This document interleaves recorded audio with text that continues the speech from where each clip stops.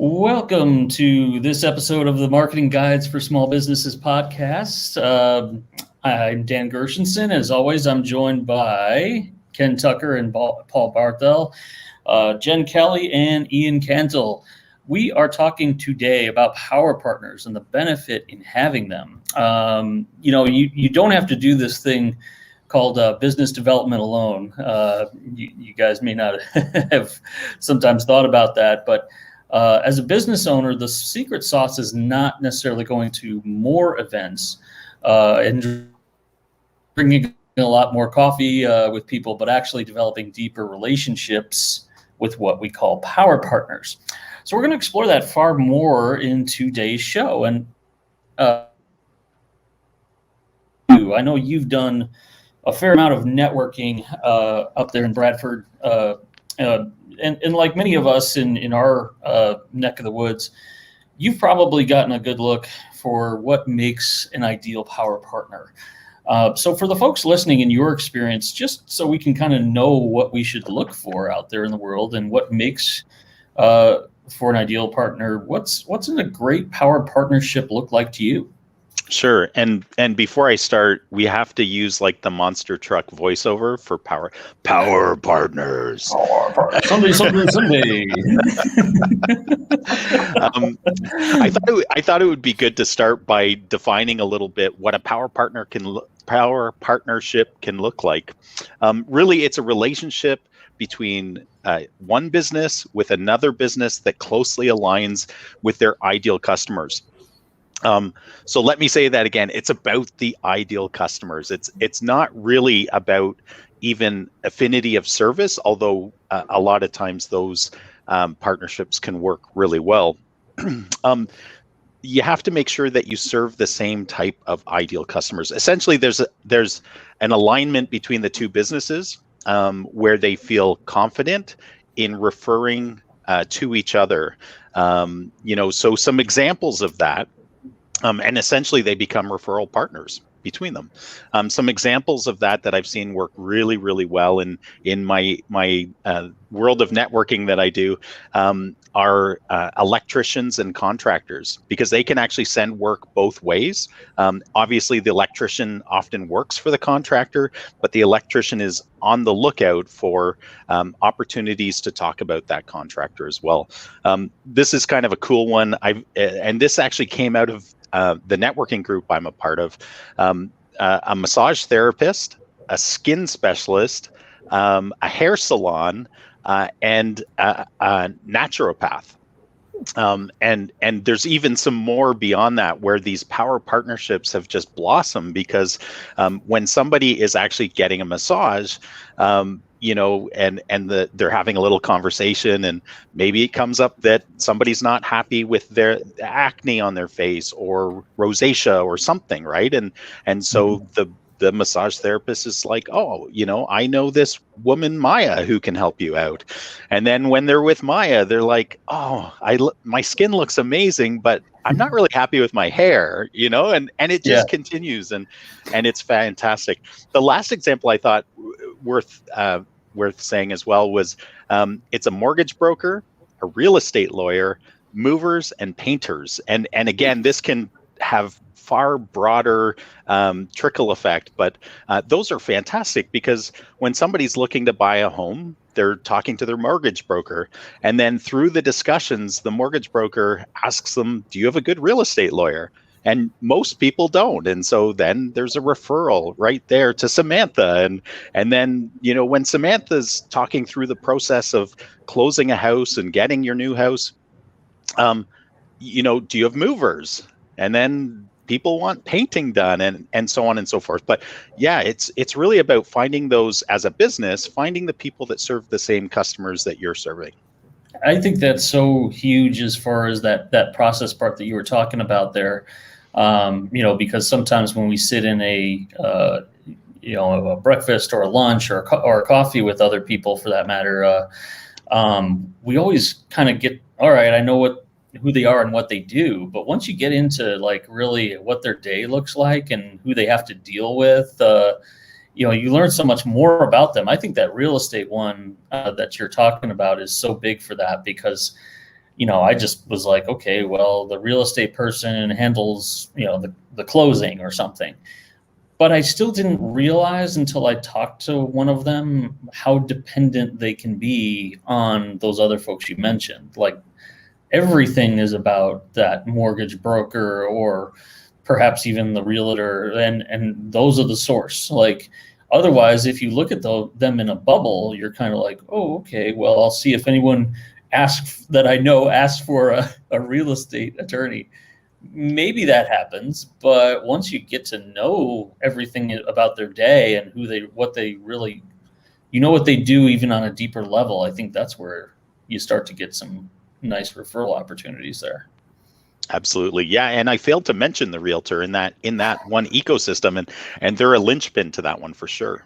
Yeah. I mean, like personal experience here, about 4 months ago, we moved, and I certainly wouldn't have necessarily known which real estate attorney to go with or anything. So I said, hey,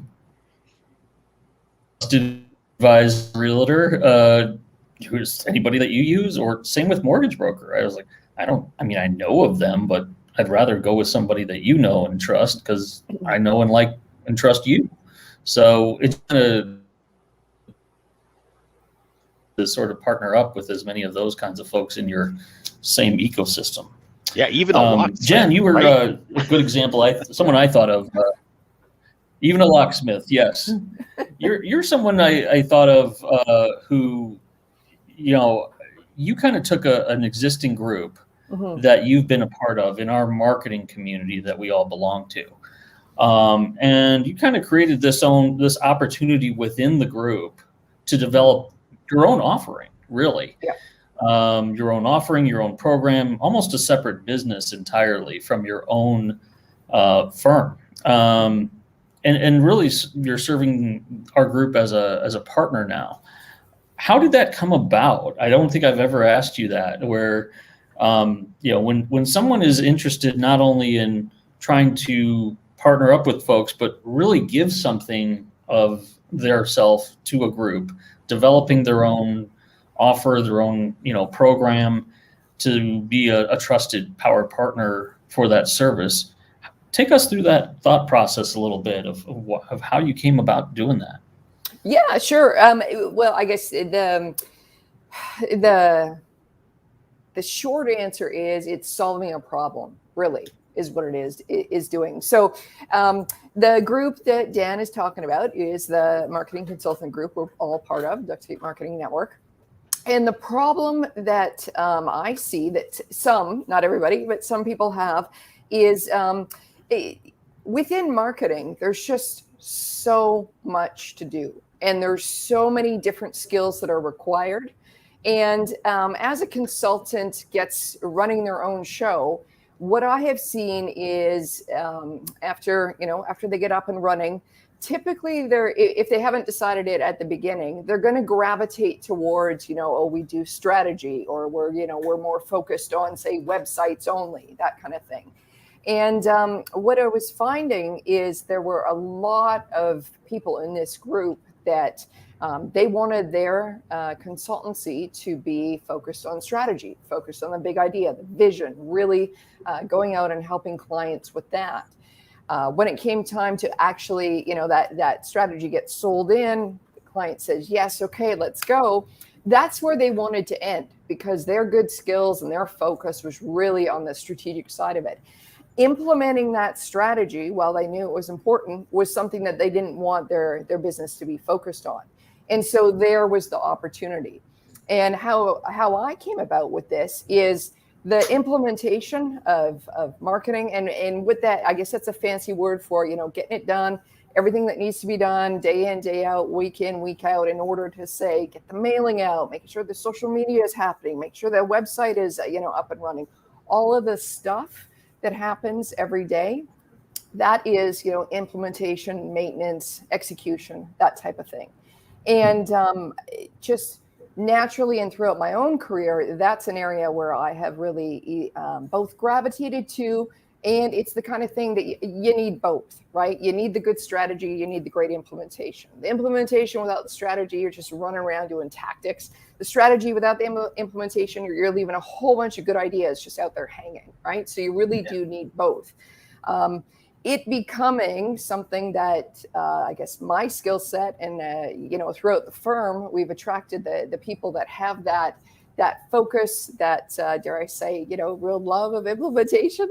That is something that we are, funny enough, passionate about and very, very good at. And when I was seeing that there was a lot of consultants that would rather, leave that behind, but knew that their great strategy needed, some solid implementation work, that's when it was like, okay, maybe we can do this offer. And so that's how essentially it started. And then it did start slowly. Like, it wasn't like I had 100 clients all of a sudden, but it did start slowly.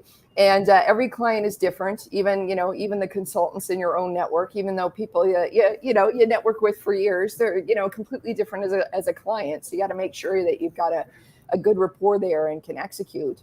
But essentially, that's what I ended up doing.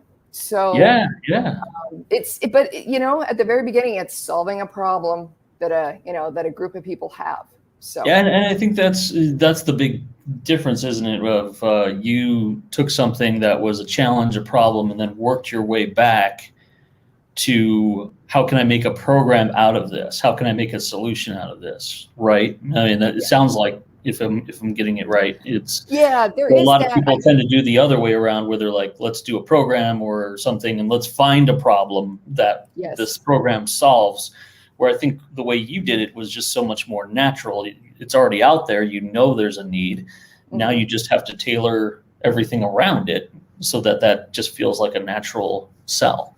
Yeah, there is. You know what? But it's so very interesting because as you're developing your own programs, how do you message it and whatnot? So then one of the things that we bump up against is, and this is true with, other power partners, they might be like, well, what's so special about you compared to, doing it this way? And so sometimes, we get lumped in with the virtual assistants kind of group. And while, they have a place, what our difference is you get, a full-on marketing team that you're not just order taking. You have a team come to you and go, okay, this is a strategy. Great. Here's the way we can use the budget most efficiently. Here's the way we can use time most efficiently. Have you thought about this, that, and whatever? We can add this here. Like, you really get a thinking partner with the marketing background coming to, really help implement. Cool. Ken, you've done also a whole lot of networking there in the St. Charles and outlying areas and even nationwide. But I'm sure by now you've definitely seen some mistakes with people who think they're going to be great power partners. On paper, it seems pretty good anyway. Why do those fall apart so quickly, or why do they fall apart at all in what you've seen? A couple of things. One is, I think people don't develop the plan and the strategy and don't invest the time to make it happen. So while there may be a natural inclination to partner and it may seem like it's a really good idea, it just doesn't ever get any traction. The second thing, the biggest mistake I see, honestly, is people completely ignore this as an opportunity. That's the single biggest mistake I see. It's like we always bring it up with our clients. Who are your golden geese referral sources? Who are these strategic partners? And it can be a one-way or it can be a two-way relationship. I mean, honestly, one of my best referral partners, it's very much a one-way to me beneficially, which is great. I'm in BNI, and BNI is, and really BNI is a fundamental strategy for developing power partners, whether or not they're aligned with your ideal customers or not. You're training an extended sales force, and that's a brilliant concept. And everybody should look at a networking group like a BNI to see if that makes sense for their business. That's always something that I think should be on the table. But you take this deeper when you build the relationship one-on-one with people, when you demonstrate your expertise. I do a lot of education, And some of the people that have become my best referral sources are people who attend my education. They're going to apply it for themselves, but they know when they're talking to their network and their connections, if they have a problem, hey, here's a guy. This is, and so if you can get connected with natural connectors, it's just massive. I think the other reason that I see fail happen a lot is just because you haven't established that common communication structure. And an easy example for me is I was really excited early in my business, probably 2010, 2012 at the latest, probably more like 2010. There was a web designer. All she wanted to do was design websites. But our clients kept saying, we need SEO, we need social media, we need this, we need pay-per-click, all this stuff. And so she sought me out, found me online. We talked, we had a great conversation, but we didn't use the same methodology. And she, this is absolutely not true, but she always felt like I was trying to poach her clients out from under her, which was really frustrating because as a matter of fact, I did not take on work from those clients. I was like, you need to be talking to this person. And so you've got to establish the ground rules of your working relationship, but you also have to establish the ground rules with your clients. And I've lost business because I am the partner, and because I will not take on a direct client when I am in that partner relationship, and cut them out as the middle person, because that's not what they are. And I don't see it that way. But again, sometimes the communication, not only between partners, but between the common clients that you're serving, hasn't been fully established, and that can create friction. And I think that's a big failure point. Yeah, I think you're speaking to something that's pretty important there about the consistency of how often sometimes you just simply get together with that person. I think sometimes I don't know, I did this wrong for the longest time too, where it was very much a keep your eyes open for each other. We compliment each other, and it sounds like I don't do what you do, you don't do what I do, and wouldn't it be great if we did some things? Yeah, sure, that'd be great. And then you just it just sort of meanders out there, and things don't really happen. Or if they happen, it's kind of like a project now and then. Whereas I think what you're speaking to there with, kind of at least a consistency, let's say of, I don't know, once a month or something, would probably be a great way to just kind of get that going, so that you can kind of learn about each other, kind of to what Jen was getting at, what Ian was getting at, with understanding their process, understanding all the things about them, as far as, maybe they've changed some services.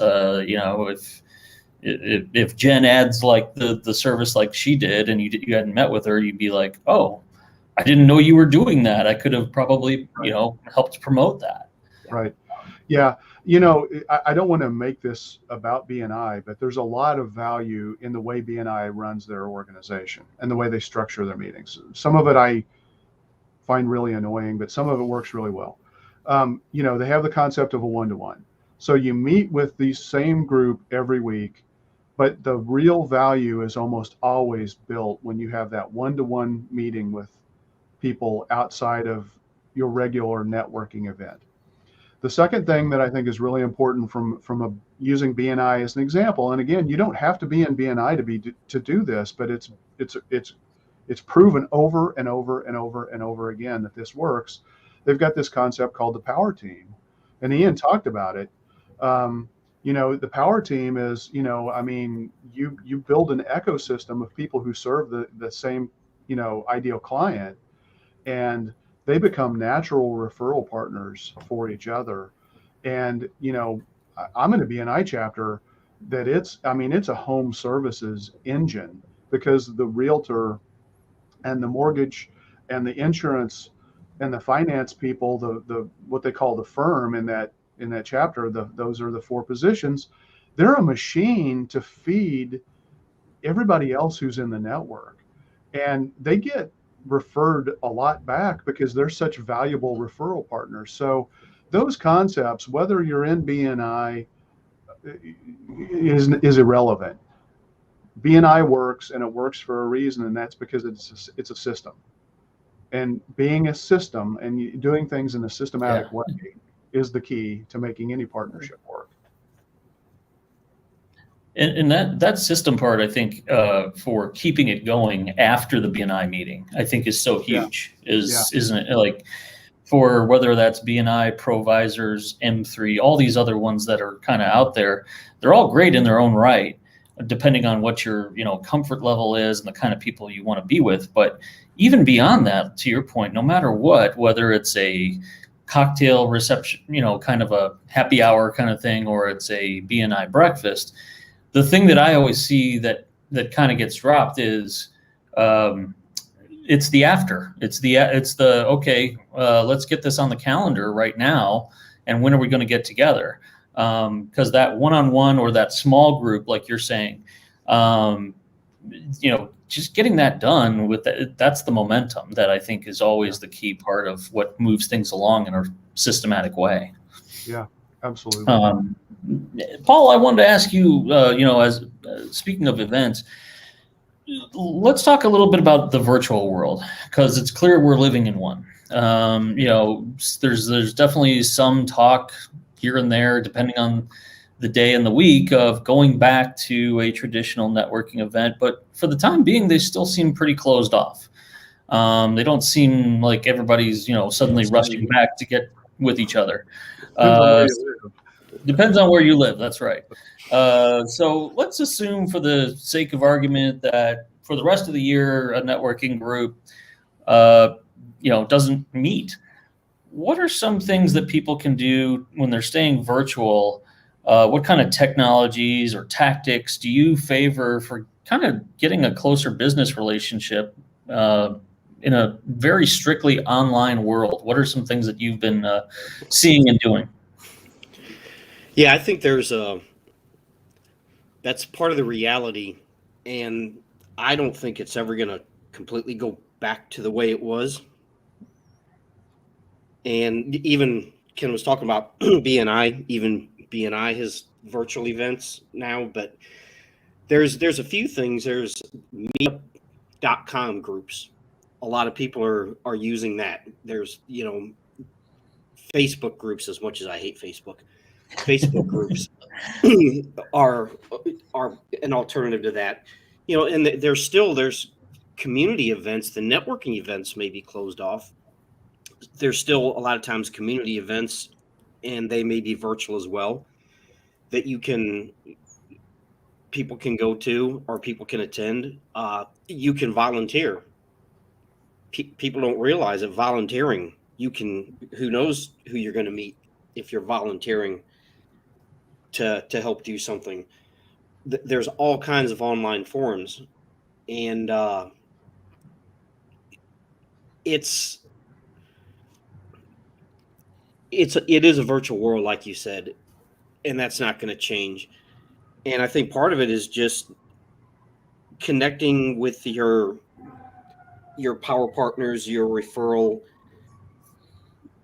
people who refer your business, just staying in touch with them. It doesn't have to be in person, but pick up the phone and call them.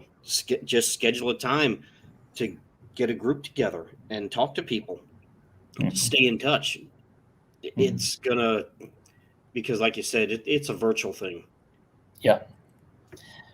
I think the interesting thing that I'm even starting to see a little bit, a client of mine even developed his own all virtual networking group, so that not to replace anything necessarily, but there was enough people that were like, it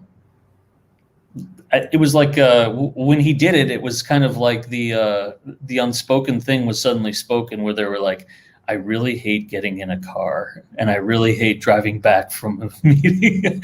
And they were like, I hate getting stuck in traffic, and I hate getting back to my office at 3:00 in the afternoon, and I got to start something. And I think it's kind of almost like what Jen was saying about, you have a problem, you have a challenge, you've uncovered something, and you work your way back to maybe having a virtual solution. I think, gosh, I may be in the minority here, but I think Zoom is one of the best things that ever happened to us. The silver lining, because now we're able to basically not only keep some of these physical, networking groups, traditional networking groups, but now we can have stuff that isn't defined by geography. So I think that's probably opened us up, right? Yeah, I think there's, it's been kind of a rough road in some ways, but I think if there's a silver lining to everything that's been going on, is that people have realized that things can be done. Look at education. For the longest time, the educational system was dead set against any kind of virtual learning. And then COVID came along and it's like, okay, we don't have a choice. And now we have to do this and it can be done. And I think that applies to a lot of areas with business as well, is that you can do things online. We have painter clients that all of a sudden they realize, hey, we can do a virtual quote. We don't have to go to their house. And I think that's happened with a lot of businesses, is that, wow, this does work. The learning curve sucked, but hey, we can do this. It can be made to work.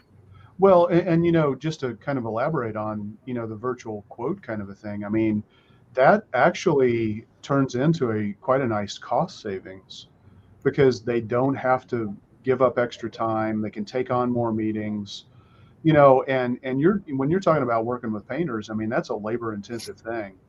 Whether it's going out and doing the estimate and the consultation to actually book the work, or it's to do the painting, anything that you can do to reduce your labor investment is a huge win for a painter. And so while it's uncomfortable, that innovation actually, for those that did it successfully and embraced it, it turned into increasing their profit margins.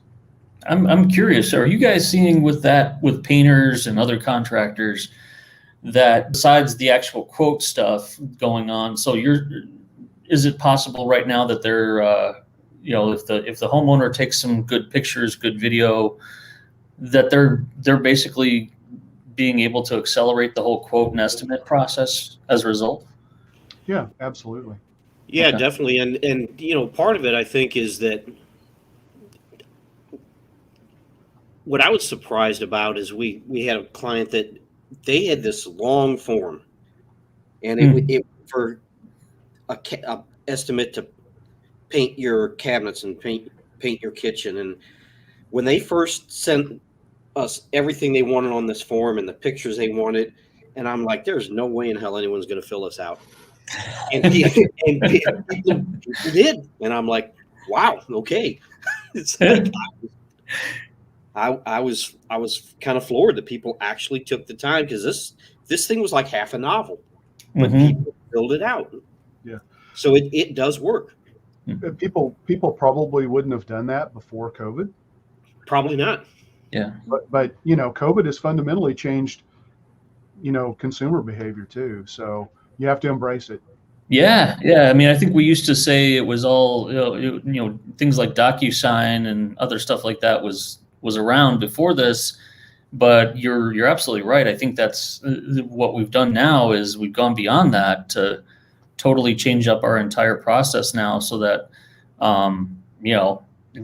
people could turn it around theoretically within the day, maybe even a few hours. On that note, Ian, I wanted to ask you about, you were mentioning some power partners earlier on with different folks within your BNI and some other networking groups. Let's turn it towards you, though. What about, is there a good example of a good power partner, strategic partner you have? Is there one where maybe you could sort of take us through how that came together? Because I do think one of the things here that we are seeing, and we should mention, is that likability does matter. And I think sometimes people just do this stuff together because it seems like the job descriptions mesh. But tell us a little bit about somebody who you've worked with and it came together and kind of the chemistry from that. Sure. Our best power partnerships, and I would say I'm very good at observing good power partnerships. I would say it's been a challenge for us in our business. One of the reasons for that is because, similar to Jen, we are very good at strategy, my team, and we're also very good at implementation. And so in the networking world, there's lots of other marketers that do little pieces of this, but they often, if they are web developers, they'll often sell SEO. And so it's hard to do partnerships in a place like that. But let me elaborate a little bit more. So the ones that have worked out are with business coaches or consultants, and marketing coaches and consultants. So similar to what Jen was saying, the marketing coaches or consultants who work at a very strategic high level, but don't want to be the implementer. Fantastic referral partner, fantastic power partner. Same with business coaches.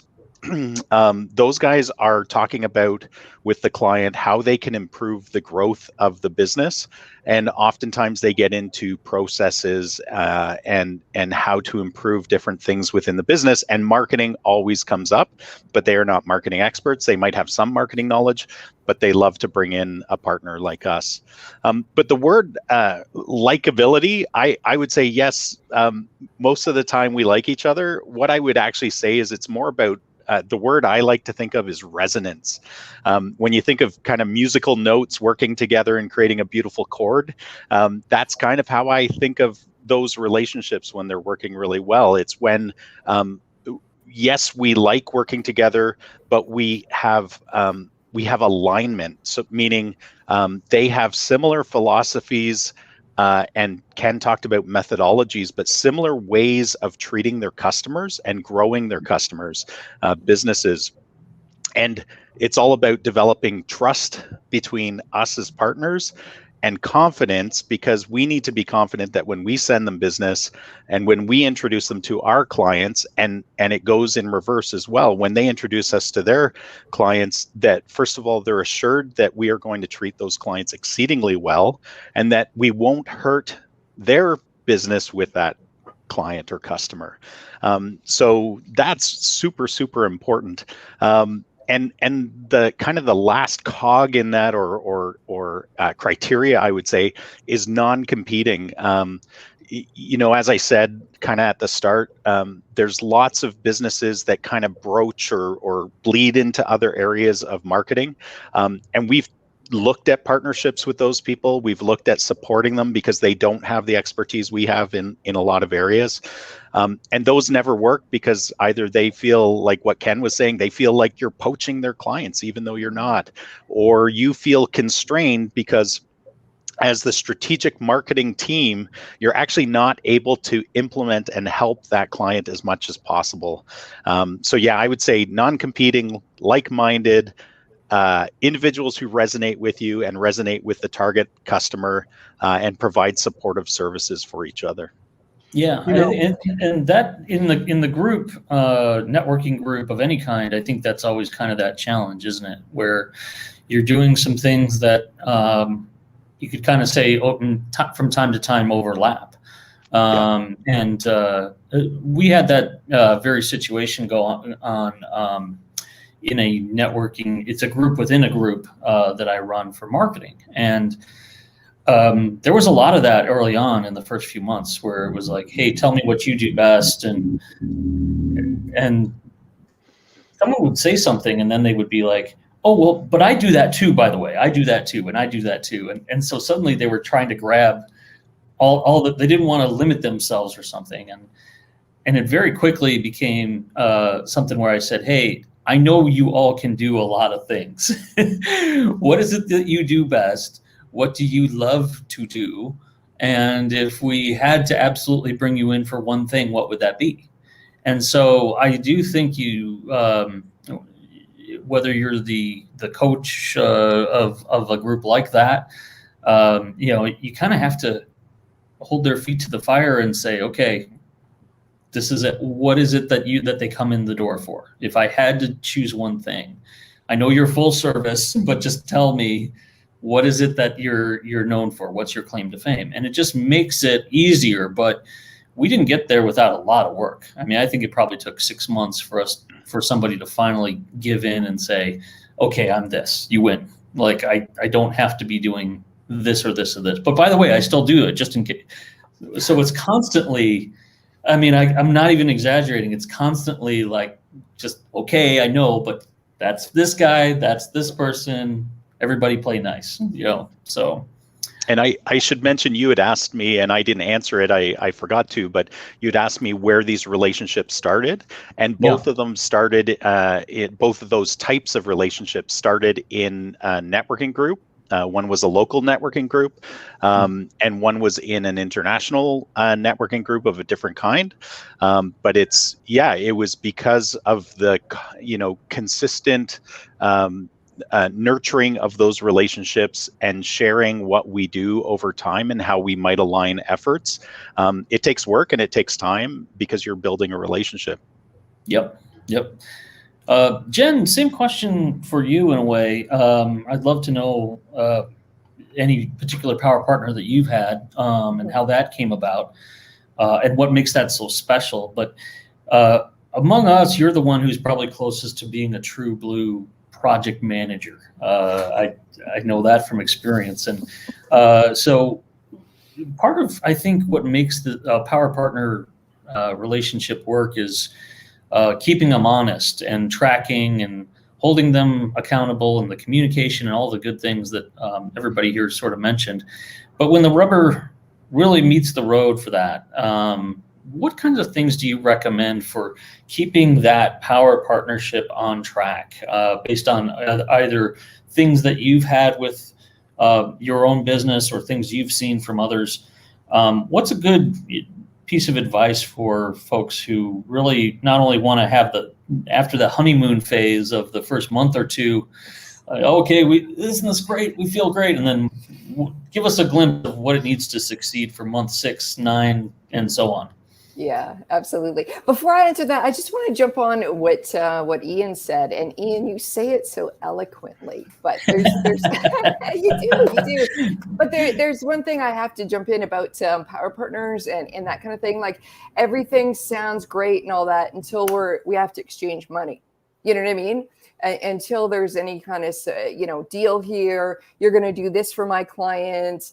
We're going to pay you this, that whole thing. So in order to get to move the power partner from, a good idea, let's look out for each other, that kind of thing, to something real, one of the things that I do is right away, if the feelings are good and it seems like there's something good there, let's do a small project. Let's do a small project together. Let's do it paid. And let's see how it really is to work together. Because it's one thing to network every week and, all great. It's a whole other ballgame to be working with someone. Then you start to notice, like, who can communicate? What does time mean to people? Like, how much do you think I should get paid for doing this? And that can really help you understand, is this someone that I really want to do bigger deals with? And it's best to know that early.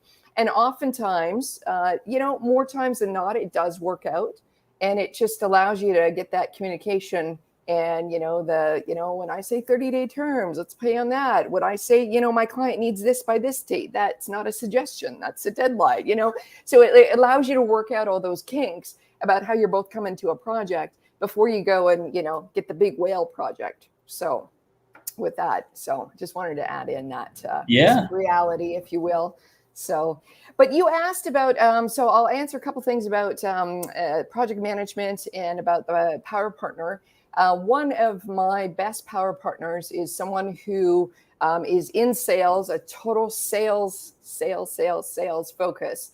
And we bring in his expertise when we are into a client project where it's really appearing that, it's not only a marketing issue they have a sales issue. And so whether they need to get a sales team ramped up, whether it's a seasoned team that needs, some seasoned coaching, that kind of thing, we bring in this expert.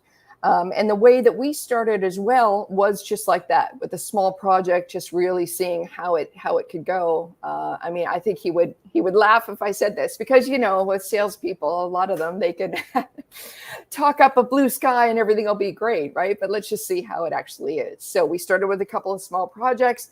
and really went on from there. And I think the reason why it really works well is because we started slow and, got, what it means to like deliver client work, what it means when we're subcontracted under his company, when he's subcontracted under my company, what it means to, show up in time, exchange money, that kind of thing. But beyond that, we are very different personalities. And so that really complements as well with very, very different skill sets. I don't think you could find anybody, more opposite. And that really, really helps. So that's how we came about with that one. And your other question was about project management. And you alluded to the honeymoon period. And as much as we can joke about that, there's a little phrase in the project management discipline called forming, storming, norming, performing. And it's the 4 stages of any project.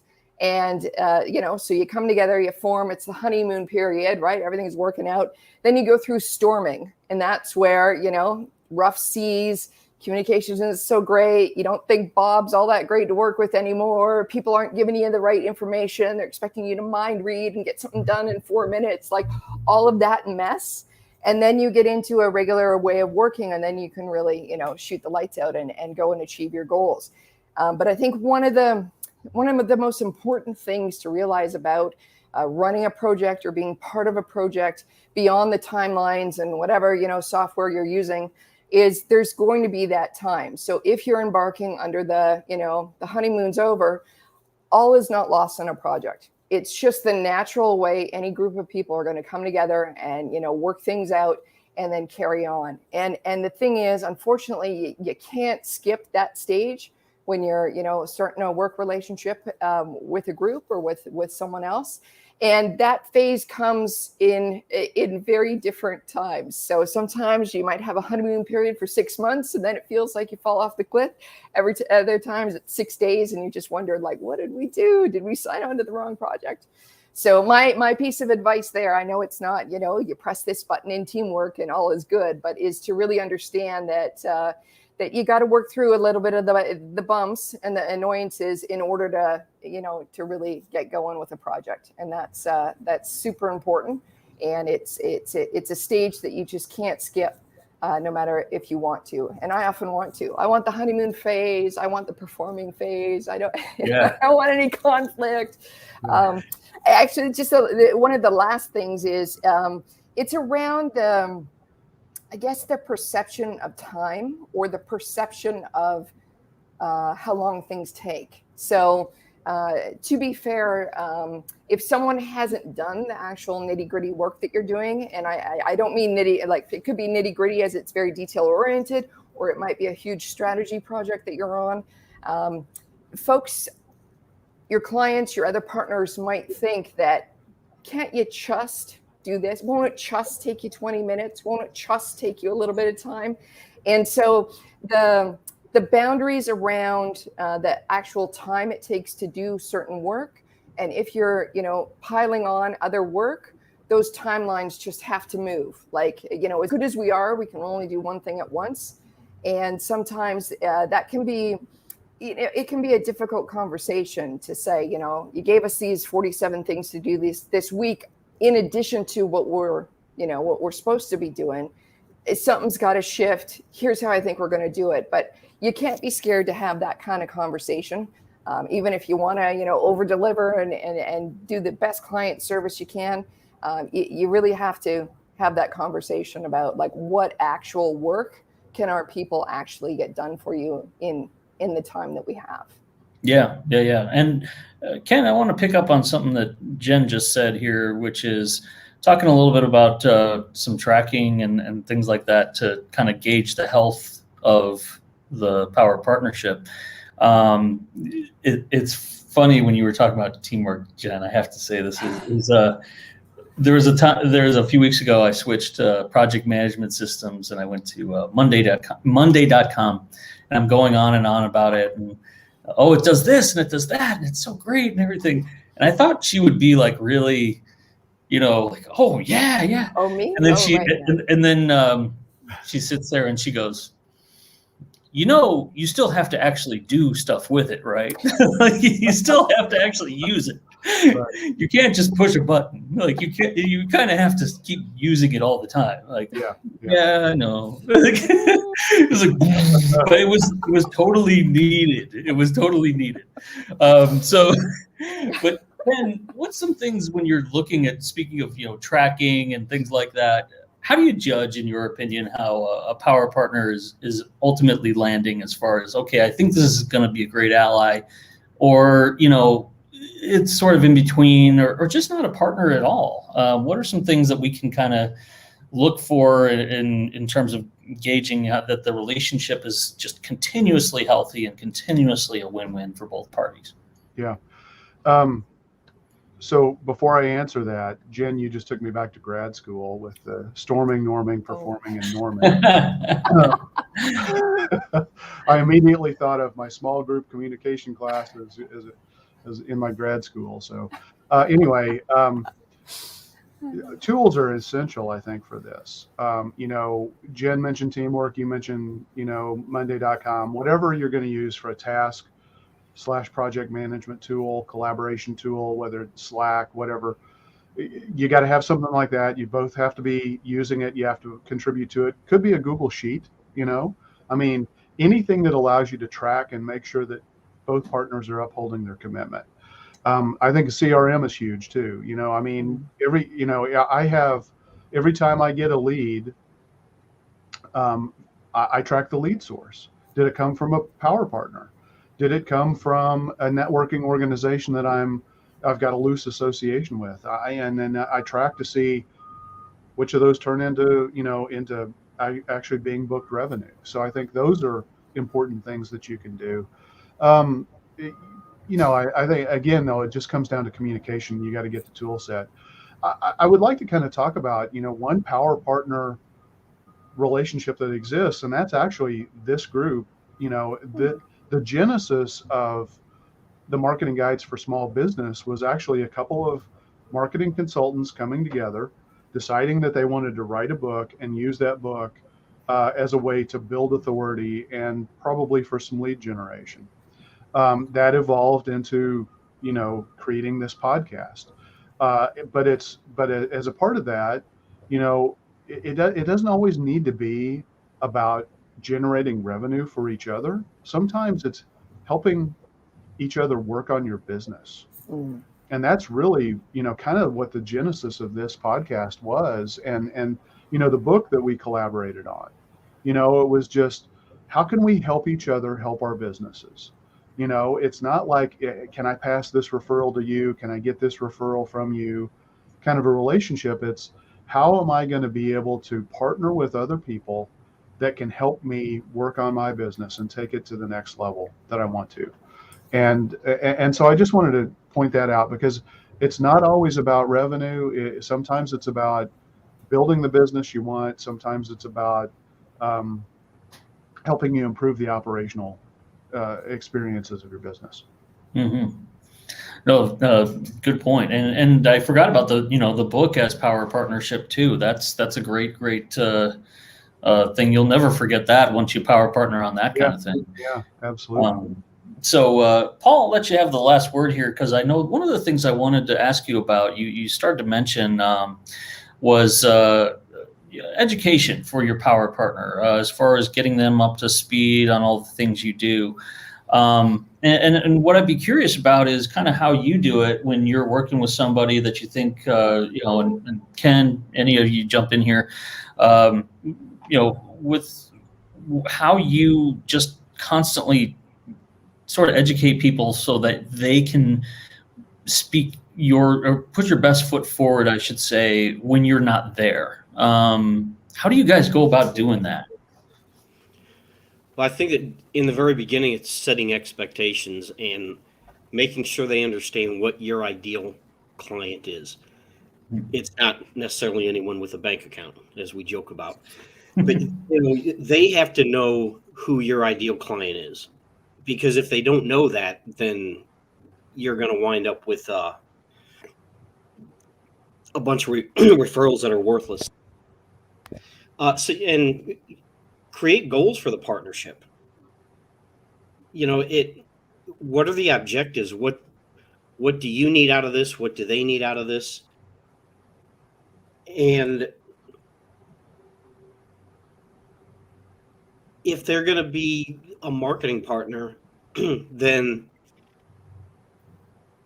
there has to be two-way communication. Jen kind of alluded to this about her Stormin Norman thing, but they have to.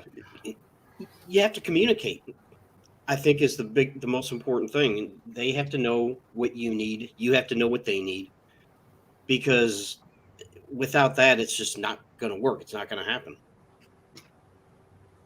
Yeah, I mean, Paul, I know you actually jump in and create like Loom videos that you share, you know, to kind of either help somebody be able to take an idea and communicate it to their client if we're in a supportive role, or if you're, you know, if you're helping somebody solve a problem, you kind of shoot that how-to video as an example in Loom and send it over. So I mean, video is massive for that. Yeah, because sometimes, you know, started doing that a while back because I realized that people, and I'm a somewhat technical person, in case no one has noticed. And Really? a lot of times, You can't get a webcam to work, apparently. Yeah. well, I can. I think I have to plug it in. I think that's how that works.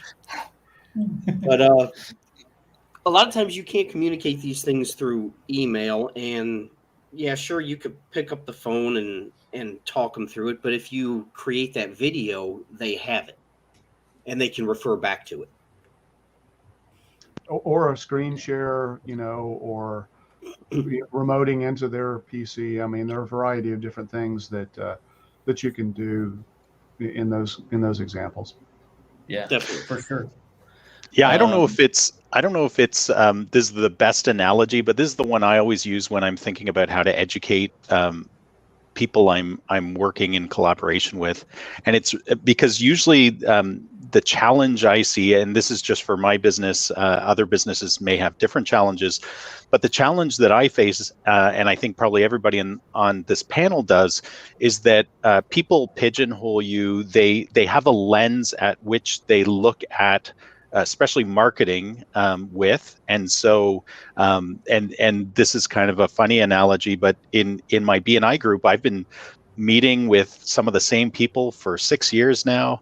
And, you know, I had to change the way I communicated with them to try to alter the lens, reshape the lens that they're looking at marketing with, because either you were a social media person, you're a web developer, or a marketing person, but it didn't mean anything. And so it's really about, you know, asking them questions like what is marketing to you, and what is marketing to your own customers, and what challenges do they face, so that you can start to give them real tangible hooks to put on, or lenses to put on, so that they're actually seeing, oh, this is what Ian does, or this is what Jen does, or this is what Ken or Dan or Paul does.